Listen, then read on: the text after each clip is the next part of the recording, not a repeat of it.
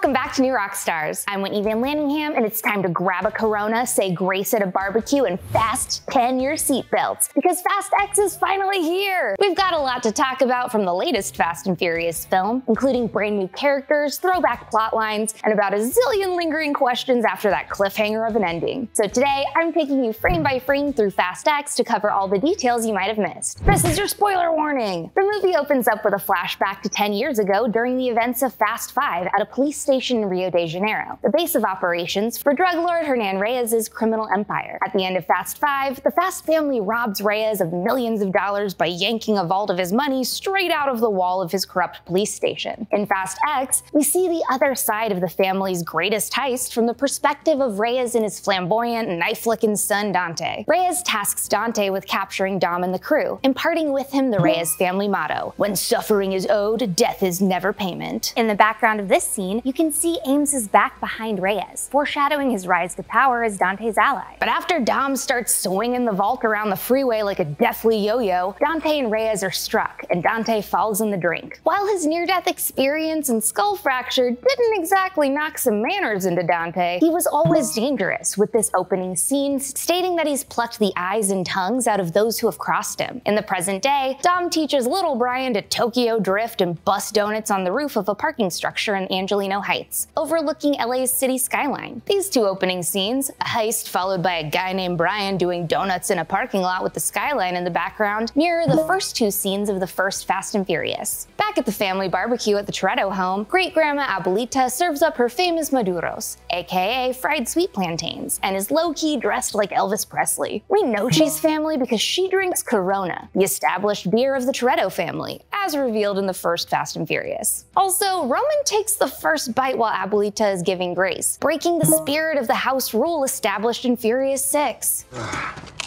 Wow. First bite, he's got grace.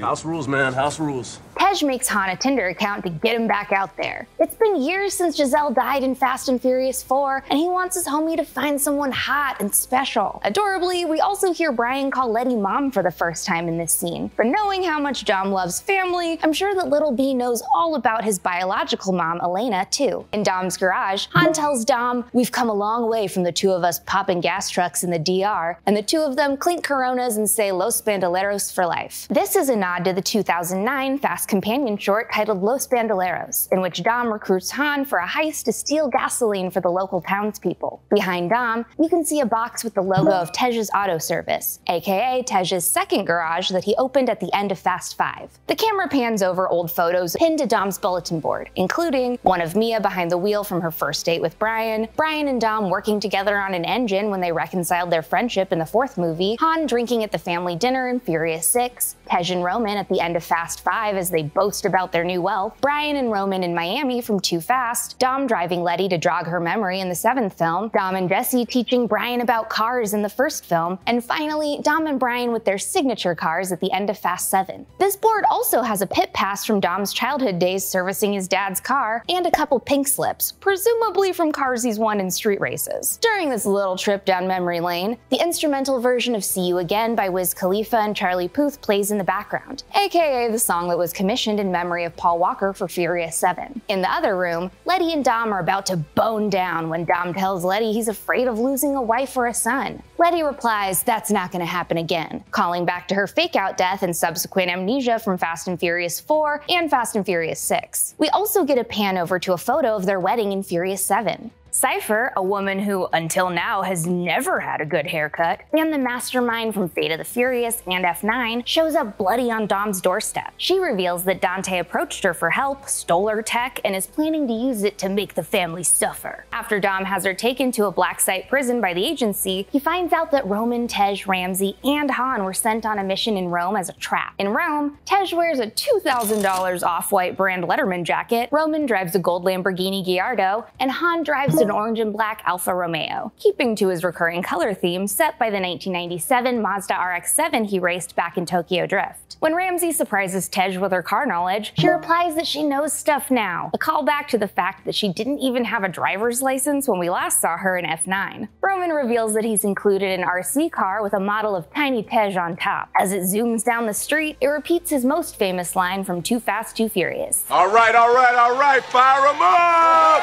And this is where Dante comes in. After stealing Cipher's tech, Dante plants explosive devices underneath the family's cars, and Tej and Ramsey realize that they're driving a bomb the size of a tiny Death Star that's about to blow in the backseat of the van they just stole. When Mr. Nobody's former right-hand man, Little Nobody from Fate of the Furious, says he's gonna try to disarm the bomb before it blows up the Vatican, Dante intercepts their walkie-talkie conversation, saying, "Sorry, Captain America, can't let you do that. The MCU exists in the FCU, baby!" Kinda wild considering that the mainstream superhero roster crossover in this franchise is massive. In this universe, Groot was raised by Yondu to become a street racer that would befriend Wonder Woman, Captain Marvel, and Black Adam, the latter of which spun off to team up with Hespera's son in order to fight Heimdall based on intel from Deadpool. By the end of this franchise, Groot will probably have to find a way to kill Clea, DCU Aquaman, and Smallville Aquaman with a car. Dom is able to clothesline Dante's truck, causing it to flip similarly to the armored trucks in F9. Unfortunately, Dante's able to get the bomb rolling, and Dom has to channel his best Rocket League skills to save the people and dogs of Rome from being crushed. Dante himself notes that this is a bit of an homage to the Wrecking Ball vault Dom used in Rio. Dominic manages to knock the bomb into the water by launching his car onto a crane. It still causes major damage in Rome, and Dante basks in the explosion in a Christ pose, despite being a self-described devil. Dante leaks everyone in the family's names to an international most wanted list. Several major news outlets cover their alleged criminal activity, including NBC and News 9. Letty's arrested and taken back to the same black site prison as Cipher, and Ramsey, Tej, Roman, and Han escape through the Roman sewers. The agency turns on the family, and their barbecue-hating leader Ames describes Dom's crew as a cult with cars, saying that he has to take them out because if it violates the laws of God and gravity, they've done it twice. Clearly referencing their ridiculous car trips rocketing to the moon, parachuting from airplanes, Tarzan swinging, and jumping through multiple high-rise buildings. We made this video with the help of Geology, and with their help you can make your skin healthier than ever. Geology is a 22-time award-winning skin, hair, and body care company recognized in Men's Health, Oprah Daily, Hypebeast, Birdie, Esquire, and GQ. Their products are built around just a handful of powerful, proven ingredients that have been trusted by dermatologists for decades. Just take a quick 30-second diagnostic quiz, and Geology will create a simple and effective skincare or hair care routine customized just for you. Geology's co-wash and deodorant are great, and I use them all the time. But right now they're running a special offer for a skincare sampler pack, and Geology's skincare stuff is in a league of its own. Geology's line of skincare products can help you fight acne, reduce oiliness, prevent wrinkles, combat dark or puffy under eyes, have smoother, hydrated skin, and target signs of aging. There's never been a better time to try Geology than right now. For a very limited time, use code ROCKSTARS100 to get 100% off of your personalized 30-day skincare sample set. All you have to do is cover the $4.95 for shipping. On top of that,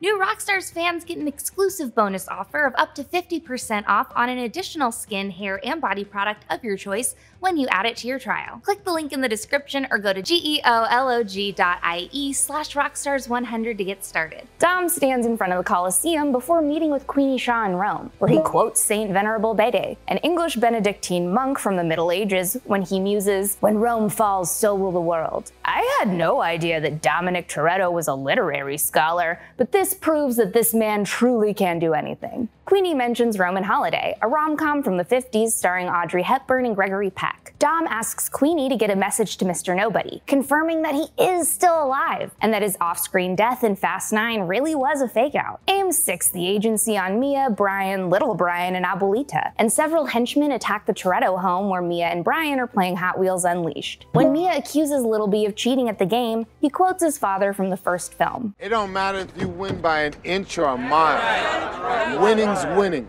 Luckily, Jacob shows up to help fend off the agency's troops and slams one of the agents through the floor with John Cena's classic wrestling move, the attitude adjustment. While Mia goes to alert Big Brian, her kids, and the others to get to the rendezvous point, Jacob and Little Brian hop in the same 1992 Ford Mustang he raced Dom in as a teen. As they drive from LA towards Yuma International Airport in Arizona, Jacob introduces Little Brian to Marky Mark and the Funky Bunch's Good Vibrations, and even references Mark Wahlberg's career as an underwear model.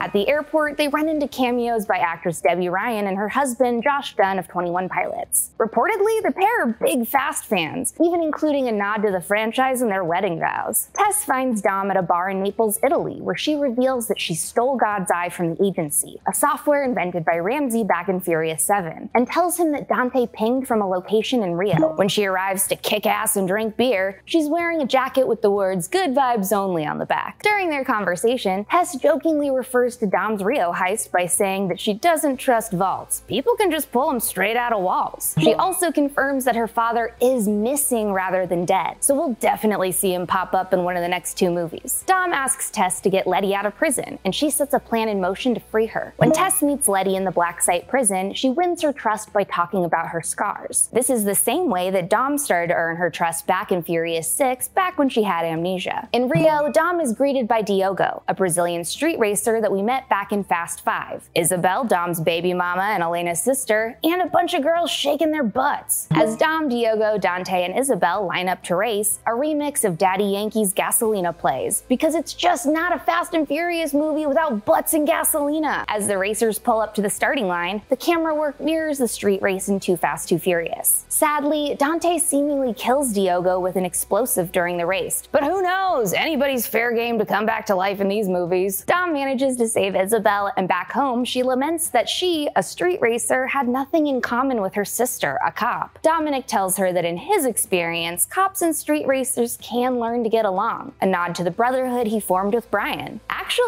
Torretto's crew has quite the track record of turning law enforcement into family. Dom and Brian, Brian and Agent Monica Fuentes from Too Fast, Too Furious, Brian and Agent Stasiak in Fast 6, Dom and Mr. Nobody, Dom and Hobbs, etc. After playing nail salon with a couple of corpses in his backyard, Dante hacks into the family's bank accounts, stealing their money and redistributing it to mercenaries worldwide. Fortunately, Roman is a little freak and has strapped his entire body with fat stacks of cash, kinda like he did with the money he stole at the end of Too Fast, Too Furious. Ramsey takes the guys to a cyber cafe run by Pete Davidson, who goes by the hacker name Bowie420 in honor of David Bowie and everyone's favorite stoner holiday. Ramsey herself apparently used to go by Freddie Merc, the deadlier version of Freddie Mercury. Tej calls Roman Bezos because both men have all the money and have been to outer space. Also, I'm gonna need help on this one, but is anyone else utterly confused by Roman tossing white dust in this scene? Is this magician glitter? Is he using cocaine as pocket sand?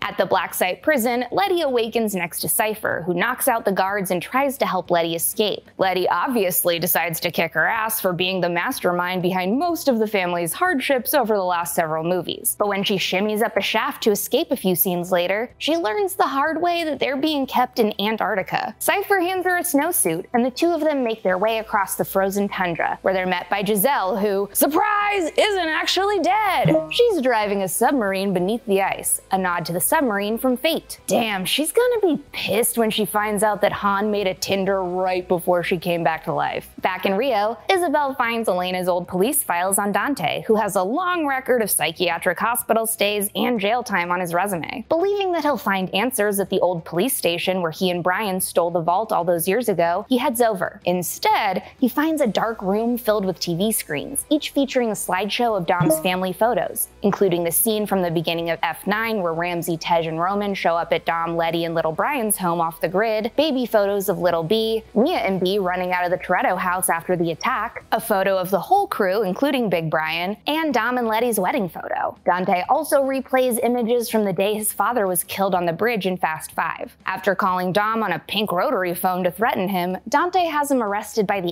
agency. Jacob and little Brian have tried to blend in by wearing clothes they bought at a gas station and carrying what looks like a giant kayak. Obviously, they're spotted, so Jacob gets 3 mini bottles of Smirnoff vodka from the flight attendant. The flight attendant is actually a cameo. She's played by Paul Walker's daughter, Meadow Walker. Next, Jacob and Brian jump from the plane in what I can only describe as a sky kayak. A skyak, if you will, and land safely in Portugal. Picking up where the mid-credits scene at the end of Fast 9 left off, Han, Ramsey, Tej, and Roman arrive at Shaw's place, where he's beaten up some poor bastard inside of a punching bag. Although Shaw initially thinks Han is there to enact his revenge on Shaw for killing him at Fast 6, aka after the events of Tokyo Drift according to the FCU timeline, he quickly realizes that the agency is attacking all of them, and helps the rest of the crew fight back, finally calling his beef with Han even. Still know how to drive? What do you think?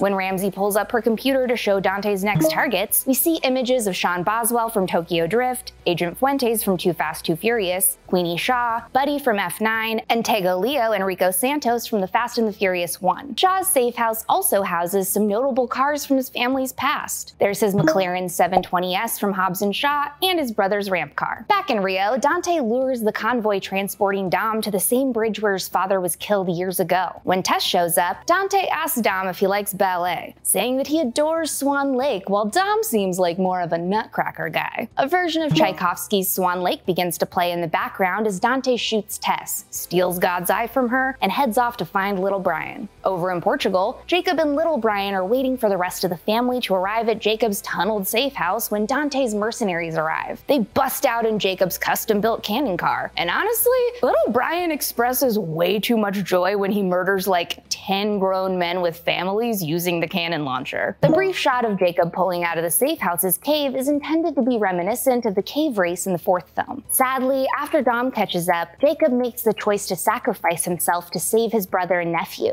and uses his cool-ass car to blow up more of Dante's henchmen. And look, here's the thing about Jacob's death. As usual, I want to say that nobody ever really dies in The Fast and the Furious, but we're 2 movies from the end, and they needed to have a big, impactful death in this movie to solidify Dante as a 3-film villain. So maybe Jacob really is dead, or maybe he'll come back for the family barbecue at the end of Fast 12, who knows. As he does with the vault in Fast 5, Dominic once again proves that you should never attach anything to his car by taking down 2 helicopters at once. He's also bringing together his highway jump from 6 and his tow cable immunity from the Fate of the Furious. Dom rescues little Brian from Dante's clutches by having B leap from Dante's open car door into Dom's, a rescue move we've seen executed in previous Fast films. They start heading over a dam bridge towards the airfield, but surprise again, Ames reveals that he was a bad guy the whole time. Obviously, we all saw this coming because no one who hates barbecues could ever be a part of this family. Dante also has Roman, Tej, Han, Ramsey, and Shaw's plane shot into the side of the mountains, and Dom has no choice but to smash some more trucks and drive his flame-engulfed 1970s Dodge Charger straight down the dam's nearly vertical wall. In a cliffhanger ending the likes of which we haven't seen since The Empire Strikes Back, Dante arms a bomb on the side of the dam that threatens to blow the whole thing, crushing or drowning the Torretto boys. But I still have so many unanswered questions. Did the rest of the family survive the plane crash? How is Gisele still alive, and when did she start working with Cipher? Weren't Big Brian and the kids also technically supposed to meet at the rendezvous point? And if so, where are they? You can't keep giving Paul Walker's character things to do in these movies without bringing him back to life. Will Tess and Isabel leave the hospital in time to help the family? I need to know these things. We do get a hint about where Dante might be headed next on his rampage of suffering and destruction when Luke Hobbs pops up in the mid-credits scene. After stumbling upon a TV playing a video of Roy Rogers and Dale Evans singing Happy Trails, he, like Dom, also finds a room filled with TVs showcasing his private photos. Dante calls him with a warning that because Hobbs fired the bullet that killed his father, he'll be after his family next. But as always, Hobbs delivers a cool one-liner to close out the movie. "Well, I ain't hard to find, you some